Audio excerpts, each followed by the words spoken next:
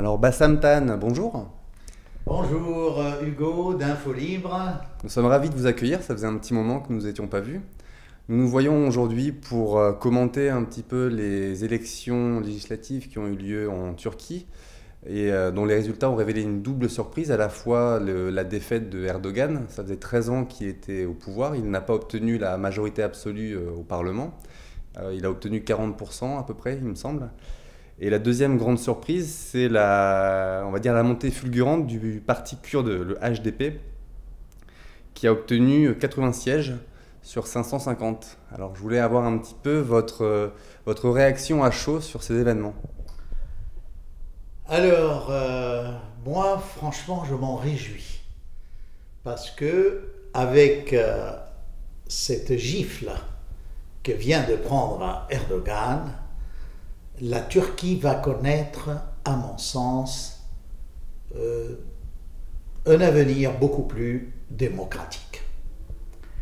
Alors évidemment, les raisons qui ont poussé le peuple turc à le faire chuter carrément sont nombreuses. Il y a plusieurs facteurs. Ça peut commencer par exemple par tout le dossier financier. La corruption, d'une part. Vous vous souvenez de ces enregistrements authentifiés et où il n'avait comme réponse que c'est faux, c'est falsifié, non, alors qu'on avait découvert dans les boîtes à chaussures d'un de ses ministres des liasses de billets de dollars. Vous voyez, ne serait-ce qu'un rappel.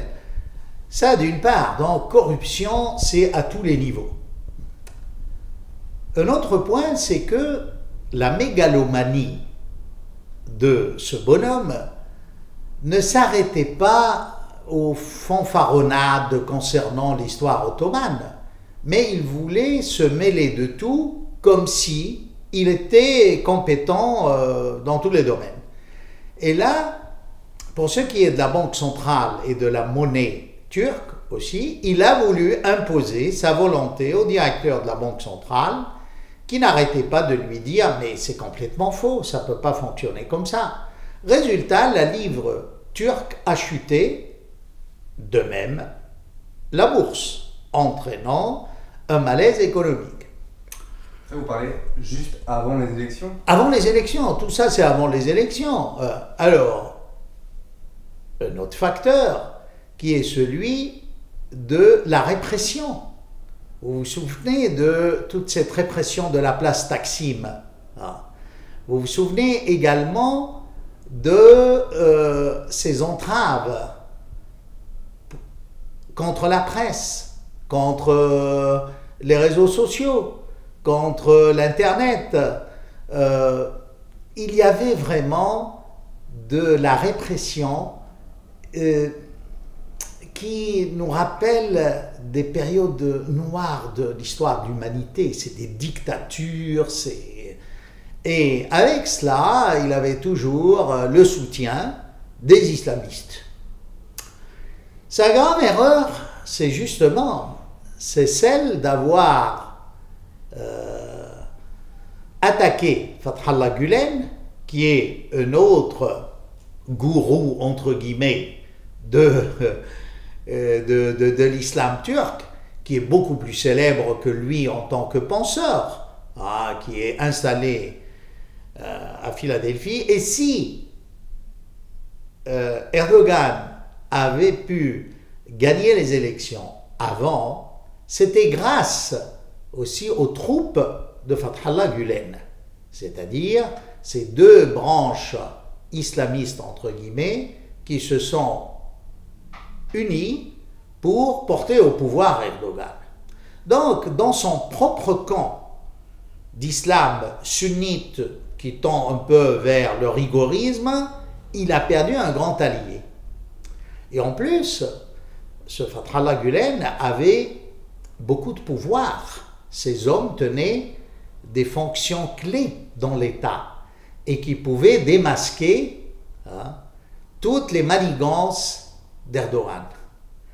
Et là, également, il a perdu leur voix. Donc il s'est trouvé même au sein de l'islam sunnite turc minoritaire. Voilà. Alors, venons à un autre dossier, qui est celui de sa misogynie. Vous voyez, dernièrement, quand il passait dans les rues, avec, n'est-ce pas, en grande pompe, hein, c'est le président qui... Hein, ben les femmes, surtout kurdes et même pas kurdes, lui tournaient le dos. Alors il passait, vous pouvez voir les images, c'est à mourir de rire, c'est le grand Erdogan qui veut rétablir la grandeur du califat ottoman, qui passe dans des avenues, de grands boulevards, et les gens lui tournent le dos, surtout les femmes. Ah. Alors pourquoi? Mais parce qu'il faut voir ses déclarations concernant la femme. Il a une drôle de manière de comprendre les droits de la femme en islam, en disant que la femme ne sera jamais l'égale de l'homme, tout simplement. Hein. Où sa place est à la maison, enfin, il a fait trop de déclarations qui ne pouvaient que susciter des réactions, pas simplement auprès des femmes laïques, parce qu'il y a des laïcs, il ne faut pas oublier l'héritage de Kemal Atatürk là-dedans, mais de toutes les femmes kurdes, alevis et d'autres. En plus de cela, vous savez, le dossier kurde aussi, c'est peut-être la raison majeure, à mon sens, qui l'a coulé. Parce que quand on voyait de l'autre côté de la frontière les Kurdes de Kobané menacés par l'État islamique, monsieur hésitait à autoriser à des Kurdes venus d'Irak ou de Turquie de passer en Syrie pour sauver leurs frères encerclés par les terroristes de Daesh et autres. On en avait parlé, il me semble, dans une précédente vidéo. Et oui, et vous voyez, là, je crois que les Kurdes ne lui ont pas pardonné cela. Ils ne lui ont pas pardonné cela parce que c'était une question de vie ou de mort pour leurs frères de l'autre frontière. Parce que je rappelle que ces frontières, les villes frontalières, c'est souvent coupé en deux, parce que ça a été mal fait, les frontières. Vous avez un côté de la famille qui habite en Syrie, de l'autre côté, avec cette mauvaise frontière avec la Turquie, il y a l'autre branche de la famille. Alors, il faut voir comment c'est. Et ce n'est pas simplement de Ain al-Arab Kobané, hein, mais ça peut être de Urfa, de Kilis, de toutes ces villes qui, avant ce tracé des frontières, se trouvaient en Syrie, hein, avec la partition de Sykes-Picot. Il n'a pas non plus mécontenté les Kurdes uniquement. Vous avez tout le dossier des Alevis. Vous savez, il y a près de 20 millions d'Alevis. Les Alevis de Turquie s'apparentent aux chiites de manière générale. Ne sont pas comme les Alaouites de Syrie, mais c'est des cousins, disons, au niveau religieux. Et là aussi, les Alevis ne pouvaient pas voir, tout comme les Kurdes, leurs frères, leurs cousins, leurs clans, leurs tribus, tout ce que vous voulez, de l'autre côté de la frontière, en train de se faire massacrer, hein, par, là, c'est pas l'État islamique, mais c'est la branche d'Al-Qaïda en Syrie, Al-Nosra, et ça, c'est une vérité que personne ne peut contester, ce Nosra qui est financé par la Turquie, soutenu par la Turquie. Donc, là également, quand ils se sont attaqués au village du côté de la côte, n'oubliez pas qu'il y a beaucoup d'Alaouites syriens, près, n'est-ce pas, de ce département d'Antioche, qui a été également donné par la France à la Turquie d'une manière injuste. Donc, si nous comptons les mécontents, hein, il y a pas mal de composantes dans ce tissu social si complexe de la Turquie de mécontents contre Erdogan. Venons maintenant aux laïcs, les bons Turcs qui croient à la turcophonie, à l'unité, qu'est-ce que vous voulez que je vous dise, de la culture turque, je ne dirais pas ottomane, même quand elle dépasse les frontières de la Turquie actuelle. C'est souvent des laïcs et qui sont, disons, à tendance gauchisante. C'est les laïcs de la gauche en Turquie. Là également, ils voyaient de mauvais œil, ces gens-là, le fait que Erdogan s'attaque au seul pays arabe qui affirmait toujours sa laïcité en enlevant de sa constitution l'article que l'État n'a pas de religion. L'islam n'est pas la religion de l'État. C'est le seul pays dans le monde arabe, avec l'Irak avant du temps de Saddam, hein, qui affirme cela. Donc, alors vous me direz, mais qui c'est qui soutient alors Erdogan, puisqu'il a eu 40%. Ah. C'est là où je crois qu'il faut penser économie. Le fait qu'il y ait des sanctions contre l'Iran, le fait qu'il y ait ce printemps arabe, le fait que le monde arabe en faillite comme système économique avec tout le problème de l'islam, trouve en la Turquie un pays avec un indice de croissance de plus de 2 chiffres à un moment donné, depuis 13 ans, a aidé la vie économique en Turquie.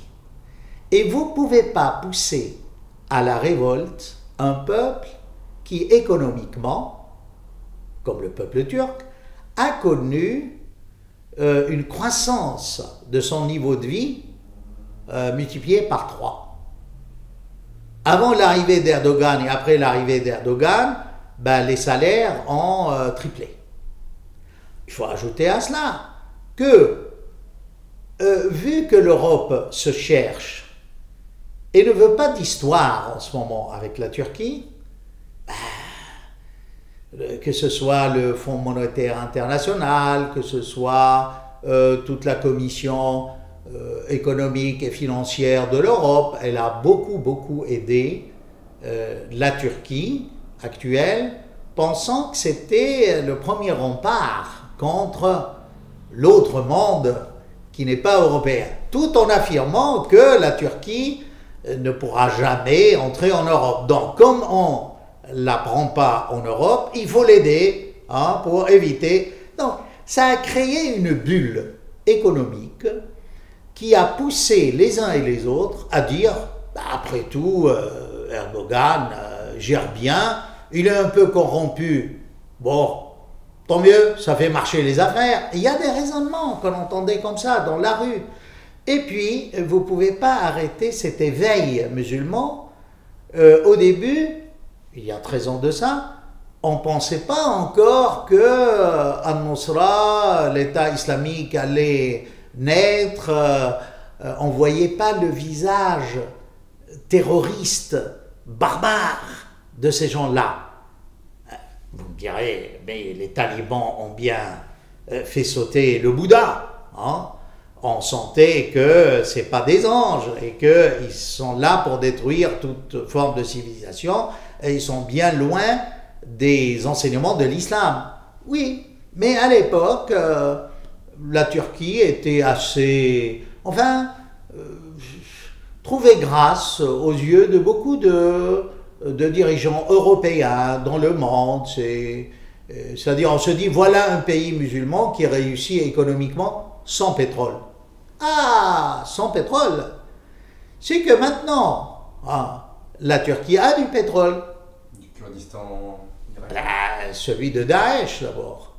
Si la Turquie continue d'aider les islamistes, les djihadistes en Syrie et ferme les yeux sur leur passage en Syrie, c'est parce qu'elle profite du pétrole syrien vendu par ces groupuscules ou grandes organisations islamistes. Ça dépend. Voyez. Donc, tout le monde trouvait son compte en Turquie, j'entends. Nous autres, Français surtout, également. Vous savez, les vidéos qui ont été postées montrant les braves douaniers ou gendarmes turcs en train de découvrir le poteau rose, c'est-à-dire sous les médicaments des camions turcs, des bazookas, des obus, ces douaniers ont été accusés de traître à la nation par Erdogan, alors qu'ils ne faisaient que leur devoir. Alors, qui est derrière tout ça également? Le gouvernement français, la politique de Fabius, n'oublions pas. Nous, on couvre cela. On est content que la Turquie fasse passer des armes. Ils nous ont libéré nos otages. Ce fut un succès pour l'Élysée, que voyez-vous, moi je ramène les 4 otages. On ne sait pas comment on a négocié pour libérer ces otages avec les Turcs. Mais tout mensonge a une fin. Là, le glas a sonné. Ces élections ont montré que, je ne vous ai parlé que, n'est-ce pas, de quelques facteurs qui, à mon sens, sont cruciaux, quoi, de la chute d'Erdogan. Mais attendez, c'est pas fini.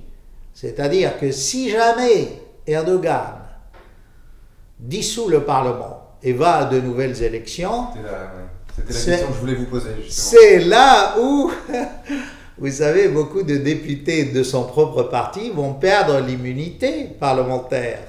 Donc, ils devraient répondre à la justice. Et là, comme on dit familièrement, ça va faire mal. Donc, les jours prochains pour Erdogan et l'AKP, son parti, sont vraiment sinistres. C'est-à-dire l'avenir est, disons, chargé de gros nuages qui peuvent créer une déstabilisation qui rappelle celle d'avant l'arrivée d'Erdogan, toute cette période de généraux, et évidemment à ce moment-là, la vie économique turque va être au plus bas, et c'est là où on risque d'avoir une véritable révolution en Turquie. Vous voyez? Parce que là, le niveau de vie est touché, et c'est la meilleure introduction pour pousser les gens dans la rue. Est-ce que vous pensez, c'est peut-être un peu difficile de le dire là, comme ça, mais est-ce que vous pensez qu'ils vont pouvoir trouver un consensus pour la coalition à venir? C'est-à-dire qu'ils trouvent ou pas, je vous dirais d'abord, le grand revers est pour Erdogan déjà, parce que lui a mis tous ses œufs dans le même panier. J'ai la majorité du Parlement dans ces élections, je change la Constitution et je me proclame président tout-puissant, enfin un régime présidentiel. Que la grande Turquie avait besoin d'un grand régime présidentiel. Là, non seulement la Turquie n'aura pas de régime présidentiel, lui, qu'est-ce qu'il va? Il va être relégué au second plan. C'est une fonction symbolique, la fonction du président. C'est le Premier ministre qui est le plus important. Alors, parlons un peu du Premier ministre. Vous savez, c'est le fameux Davutoglu qui, lui, dans le livre qu'il a publié, disait qu'il voulait zéro problème avec les voisins. Or là, il n'y a pas un seul voisin frontalier avec la Turquie qui n'ait de problème avec le gouvernement Erdogan. La Syrie, l'Iran, dites-moi, quel pays, à part excepté la Russie? Bon, la Russie, on comprend parce que Poutine veut vendre son gaz. D'ailleurs, il s'est dépêché de féliciter Erdogan et de dire que ça ne mettait pas en cause les accords pour le gaz russe. Vous voyez? Alors, ce Premier ministre va se trouver un peu perdu parce qu'il espérait que son ami Erdogan, n'est-ce pas, allait devenir super président. Alors là, adieu ce palais de 1001 pièces. Moi, je crois qu'Erdogan va être obligé, il vaut mieux pour lui d'avoir une petite villa sur le Bosphore que les 1001 pièces. D'ailleurs, au niveau politique, là, on lui a coupé les ailes. Il n'a plus... C'est-à-dire, il est déchu, et lui qui disait, ce sont les urnes qui dicteront l'avenir de la nation et qui donne droit aux contestations, ben ça y est, les urnes l'ont exclu pratiquement du jeu politique. Alors venons maintenant, est-ce qu'il peut composer? Mais avec qui il va composer? Un parti d'extrême droite, hein? Ça ne va que le tirer vers le bas, lui qui est islamiste. Avec qui? Avec les Kurdes et le Parti des peuples. Hein? Ce petit parti, et c'est là la grande donne nouvelle, c'est que les Kurdes, non seulement ils ont défendu les droits des Kurdes, mais de toutes les minorités. Il faut être minoritaire pour comprendre le problème des minorités. Déjà dans les premières élections, avant celle-ci, ce même parti des peuples, hein, c'est ça, des peuples, avait porté au Parlement un chrétien assyrien de l'Est de la Turquie, donc qui représentait un peu le génocide arménien, le génocide des Chaldéens, des Assyriens. Voyez. Alors, voyez d'ailleurs, s'il y a de nouvelles élections, ça va être encore une défaite, à mon avis, beaucoup plus grande. Pourquoi? S'il y a des élections anticipées, ça? Oui, s'il y a des élections anticipées, alors peut-être que ça va faire bouger les islamistes, d'autres islamistes qui vont dire il faut donner vraiment, se mobiliser pour Erdogan et regagner la partie. D'ailleurs, c'est l'avis de certains, que c'est pas perdu, il faut des élections anticipées. Oui, vous savez, c'est pas si sûr que ça. Je vais vous dire pourquoi. Les Kurdes forment 20% de la population.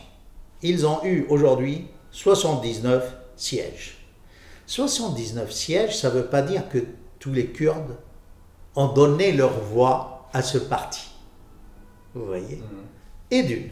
Donc, il aura contre lui peut-être d'autres voix kurdes. Et c'est que ce bel exemple de réussite va pousser peut-être d'autres mal nantis, citoyens de second degré, comme les Alévis, qui sont aussi nombreux, qui font peut-être pas loin de 20% également, tout comme les Kurdes, ils font plus de 20 millions. Alors, les Alévis, il y a des gens, vous savez, comme toutes les minorités dans ces pays-là, musulmans, souvent sont de gauche, sont contestataires, sont laïcs, sont avant-gardistes. Alors, ça peut peut-être pousser ces Alévis à prendre leur revanche contre Erdogan. Pourquoi? Ben, c'est lui qui allait construire un nouveau pont sur le Bosphore et le nommer Sélim Ier, le sultan ottoman qui a massacré des centaines de milliers d'Alévis à travers l'histoire de l'Empire ottoman. Voyez. Donc, s'il y a déstabilisation, qu'il y ait élection anticipée ou pas, il y aura des crises économiques successives. Et là, peut-être que les alliés d'aujourd'hui, c'est-à-dire le Qatar essentiellement, le Royaume saoudite également, les pays du Golfe si riches, vont dire bah, à quoi ça sert d'insuffler des capitaux pour renverser Assad, hein, alors que déjà ça fait 4 ans que ça ne marche pas. Puis maintenant, Erdogan n'aura plus les coudées franches pour entrer en Syrie comme il le veut, comme il le faisait avant, parce que là, il y aura une opposition qui monte la garde et qui peut, à la moindre erreur, dire « là, vous faites n'importe quoi ». Donc, franchement, Erdogan a perdu, à mon sens, à tous les niveaux. Et ça peut être peut-être un début pour la chute des autres gouvernements à tendance islamiste dans le monde arabo-musulman. Parce que tout le monde citait la Turquie en exemple. Regardez les Turcs, un indice à 2 chiffres de croissance. Ben oui, mais quand on voit là la corruption, regardez l'attentat à Diyarbakir dans un rassemblement de Kurdes. C'est-à-dire, on a compris qu'autour d'Erdogan, il y avait des hommes de main capables de tuer. Que, vous vous souvenez aussi, contre les ouvriers de cette mine, où un des gardes du corps ou des proches d'Erdogan a a écrasé avec ses bottes la tête d'un manifestant, d'un pauvre ouvrier. Ça, on l'a vu, ça a fait la une de plusieurs journaux. C'est-à-dire que le peuple turc s'est rendu compte qu'il méritait quand même mieux. Oui, à la croissance économique, mais à quel prix moral? Et il faut quand même... Cette Turquie a donné de grands romanciers. Et là, c'est une force, c'est vrai. Et là, on trouve que Erdogan l'amène, comme on dit familièrement, dans le mur. Il casse son pays par une mégalomanie sans limite. Il faut l'entendre parler pour s'en rendre compte. Pourquoi, après tout, un régime présidentiel, s'il est si démocrate que ça? S'il est démocrate, au contraire, il faut renforcer le pouvoir du Parlement, de l'exécutif, et non pas s'installer. C'est qu'il est malade. Parce que dire, et que ce soit lui, que ce soit Davutoğlu, que de par l'histoire ottomane, tous les deux, ils ont des droits sur les pays voisins. Enfin, qu'est-ce que c'est que ce raisonnement tordu, hein? C'est un peu comme les frères musulmans qui vous disent il faut libérer les vieilles colonies arabes et reprendre Cordoue. Et arriver jusqu'à Poitiers et aller au-delà de Poitiers. C'est exactement. D'ailleurs, n'oubliez pas, Erdogan, dans sa jeunesse, il faisait partie des frères musulmans. Là, peut-être, il n'est plus du parti. Hein, mais c'est pareil, hein, il n'a pas changé. Je ne le pense pas. Je voulais aborder une question, ouvrir un petit peu sur les conséquences que pourrait avoir justement la déstabilisation peut-être du pays, ou alors en tout cas le fait que Erdogan ne soit plus au pouvoir. Est-ce que ça va désamorcer un petit peu la situation au Proche et Moyen-Orient? C'est-à-dire, d'abord, ça pose le problème des Kurdes. Est-ce que ce parti triomphant à majorité kurde va jouer la carte de l'autonomie et d'aider les Kurdes ailleurs, au-delà des frontières actuelles de Turquie, ou il va composer avec les autres forces turques et garder une aide mesurée, c'est-à-dire, oui, à une aide économique, mais pas à rejoindre les thèses d'Abdallah Öcalan qui est en prison, c'est-à-dire le parti ouvrier du Kurdistan qui avait opté pour une lutte armée. Moi, je vous dirais personnellement, enfin, je serais pour une autonomie du Kurdistan turc, parce qu'il n'y a aucune raison. Un peuple, s'il veut, alors vous me dites oui, mais vous poussez à l'éclatement de la Turquie. Mais depuis que la Turquie moderne existe, ça s'est toujours mal passé avec les Kurdes et les autres minorités. Donc vous voulez vraiment que ces gens-là s'autogouvernent, ben, il faut leur donner un État. Et je ne vois pas pourquoi les autres peuples auraient droit à un État et pas les Kurdes. C'est absurde. D'ailleurs, vous savez, nous, en France, pendant toute cette période, la classe intellectuelle qui traditionnellement défendait les Kurdes et leurs droits s'est tue sous l'arrivée des socialistes au pouvoir. On ne parle plus des droits des Kurdes en Turquie. Et alors, peut-être avec ces changements, on va voir, comme j'ai dit, toute l'histoire de cette période et qui enfonce la France, à mon avis, en quelque sorte. Parce que si Erdogan saute des dossiers qui étaient un peu camouflés, cachés, occultés, vont éclater au grand jour. Par exemple, l'assassinat des femmes kurdes à Paris. On avait la preuve que c'était un agent de la Turquie qui, par les écoutes téléphoniques, plus personne n'en parle. Ouais. Avec cette nouvelle situation donc en Turquie, on saura beaucoup plus sur nos engagements secrets en Syrie. Parce que la France quand même a été la première à soutenir la coalition syrienne en disant que c'est le seul et unique représentant du peuple syrien, mais pratiquement les réunions se passaient en Turquie. D'ailleurs, là, que va faire le nouveau gouvernement avec les 2 millions de réfugiés syriens, avec tous ces opposants syriens corrompus qui recevaient de l'argent du Golfe et d'ailleurs, et qui, soi-disant, gouvernaient les parties libérées de la Syrie. Je crois que pour ce qui est du dossier syrien, de l'État islamique, d'Al-Qaïda, la chute d'Erdogan, parce que même s'il est au pouvoir, mais il n'a plus la majorité, pour moi c'est une chute. Hein. Et il a perdu la partie. Hein. Il ne faut pas se faire d'illusions. Il a beau rapiécer, hein, c'est très dur pour lui maintenant de gouverner la Turquie, surtout qu'il a perdu la face, qu'il voulait être président omnipotent et il se trouve relégué à une fonction symbolique, avec les femmes qui lui tournent le dos. Bon. Déjà pour lui, islamiste, une femme qui lui tourne le dos, ça doit être une grande vexation. Hein. Enfin, voilà. Eh ben, écoutez, on vous remercie en tout cas Bassam Tan pour ces analyses et je vous dis à très bientôt. Hein. À bientôt, et je crois que une dernière chose, c'est qu'avec le succès de ce parti kurde, je crois qu'il y a un grand espoir pour les Arméniens du monde entier. C'est que ce parti kurde ne dit pas non aux Arméniens. Il veut bien intégrer les Arméniens dans son fonctionnement, dans sa gouvernance.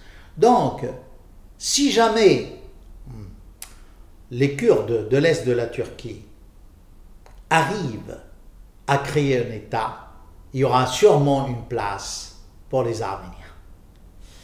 Très bien, le message est passé. À bientôt.